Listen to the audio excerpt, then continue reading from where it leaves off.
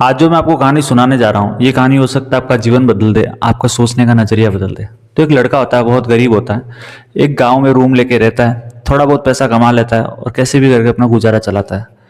वो इतना पैसा कमाता है कि वो शाम को अपने जो राशन होता है उस राशन की दो रोटी बना पाता है, क्योंकि वो राशन उसको पूरे महीने चलाना पड़ता है।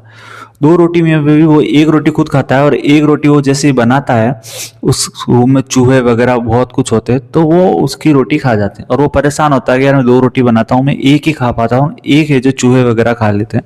तो एक दिन वो मेहनत करता है, कैसे भी करके एक चूहे को पकड़ ही लेता है।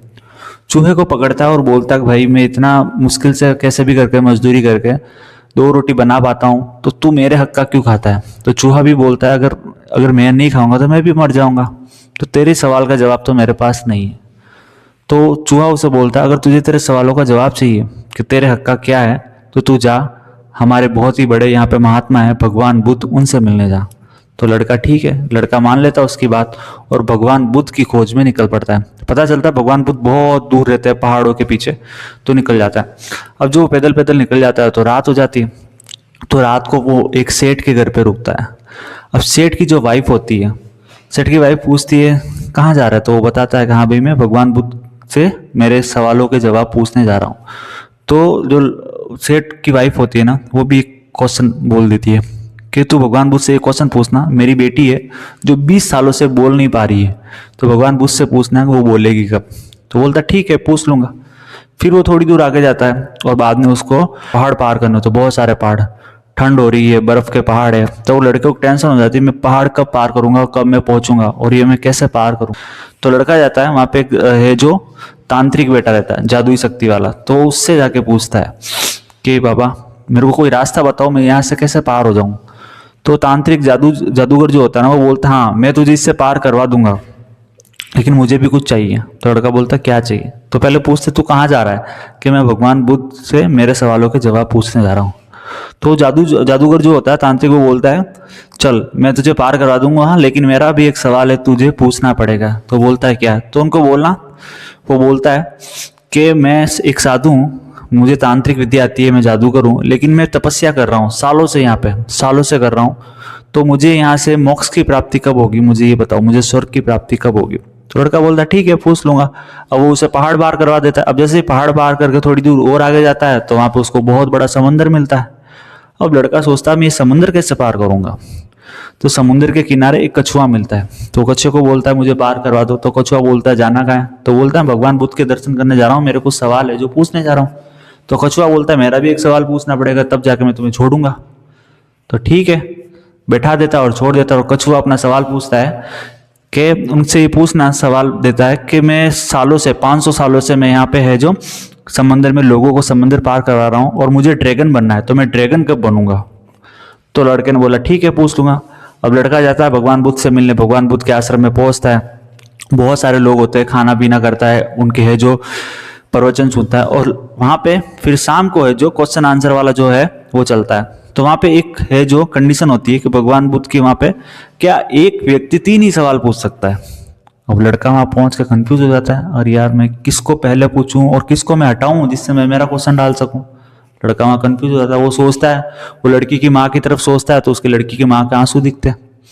उस तांत्रिक जादूगर का सोचता है, तो उसे लगता है ये सालों से तपस्या कर रहा है, इसका क्वेश्चन पूछना भी जरूरी है। उस कछुए का सोचता है, तो उसका भी क्वेश्चन पूछना जरूरी लगा उसका।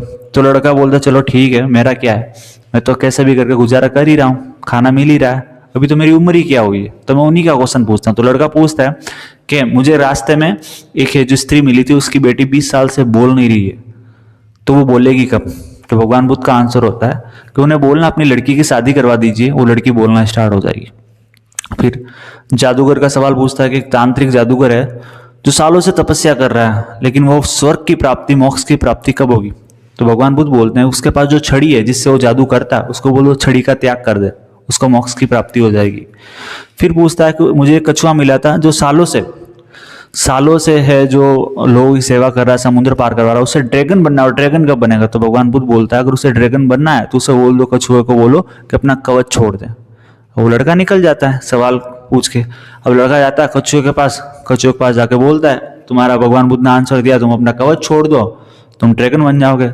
और जैसे ही कछुआ कवच छोड़ता है वो ड्रैगन बन जाता है और उस कवच से बहुत सारे हीरे मोती निकलते हैं। तो वो कछुआ बोलते इन हीरे मोती का मैं क्या करूं, इसे तुम ले जाओ। लड़का लेके निकल जाता है। अब तांत्रिक साधु के पास जाता है और बोलता है कि भगवान बुद्ध ने बोला है कि तुम अपनी छड़ी छोड़ दो, जिससे तुम्हें ये सारी माया जादू आता है, छोड़ दो, तुम्हें मोक्ष की प्राप्त हो जाएगी। तो तांत्रिक जो साधु होता है वो बोलता है ये छड़ी तुम रखो।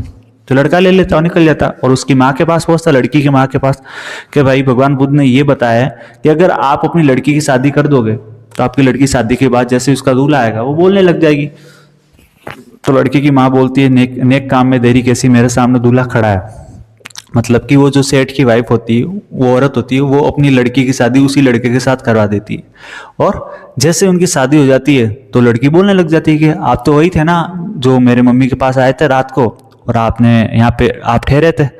तो देखो लड़के ने कैसे अपनी इच्छाओं का त्याग किया, अपने क्वेश्चंस का त्याग किया, तब उसे लाइफ में मिल गया, उसकी शादी भी हो गई, वो अमीर भी हो गया, हीरे मोती मिल गए और उसको एक ताकत भी मिल गई छड़ी के द्वारा। तो लाइफ और ये कहानी हमें ये सिखाती है कि जब तक हम अपनी इच्छाओं का त्याग नहीं करेंगे, जैसे हमारे आलस का, हमारे क्रोध का, हमारी वो इच्छाएं जो हमें कहीं ना कहीं पीछे ले जा रही है, उन चीज़ों का जब तक हम त्याग नहीं करेंगे तब तक हमें सफलता नहीं मिलेगी। तो अगर आप अपनी जीवन में बदलना चाहते हो, अपनी जीवन में कुछ बदलना चाहते हो, तो अपनी इच्छाओं का त्याग करें और अपने अच्छे कर्म करें।